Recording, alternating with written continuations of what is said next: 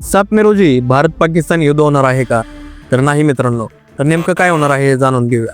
नुकत्याच झालेल्या जम्मू काश्मीरमधील पहलगाम अटॅकनंतर भारत पाकिस्तानमध्ये जो तणाव निर्माण झाला, त्या तणावामुळे भारत सरकारने असा एक निर्णय घेतला की मॉकड्रिल करायचं आहे. आता हे मॉकड्रिल म्हणजे नेमकं काय असतं? भारत पाकिस्तान संघर्षाच्या पार्श्वभूमीवर संपूर्ण देश स्तरावर राबवली जाणारी एक सुरक्षा चाचणी असते, म्हणजे हा एक सराव असतो.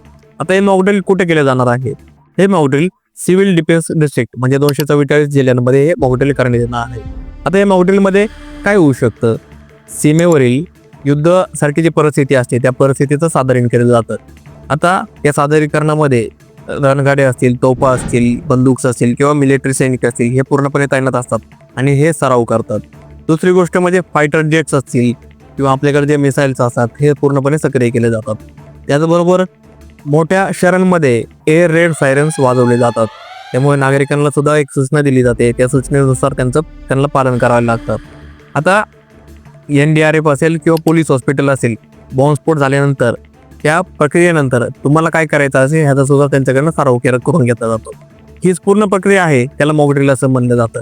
आता या मॉकड्रिलचा नागरिकांना काय घाबरण्याची शक्यता आहे का? तर नागरिकांनी पॅनिक होण्याचं काहीच कारण नाहीये. हे काही युद्ध नाही, हे फक्त एक सराव आहे. त्याचबरोबर याचा काही स्टॉक मार्केटवर इफेक्ट होऊ शकतो का? आतापर्यंत झालेल्या युद्धामध्ये जे काही करेक्शन असेल, स्टॉक मार्केट करेक्शन आहे, ते मी डिस्क्रिप्शनमध्ये टाकलेले आहे, ते तुम्ही बघू शकता. आणि तुम्हाला काय वाटतं की युद्धाचा काय परिणाम होऊ शकतो मार्केटवर? तुम्ही तुमच्या कमेंट्समध्ये तुम्ही तुमच्या भावना व्यक्त करू शकता. धन्यवाद.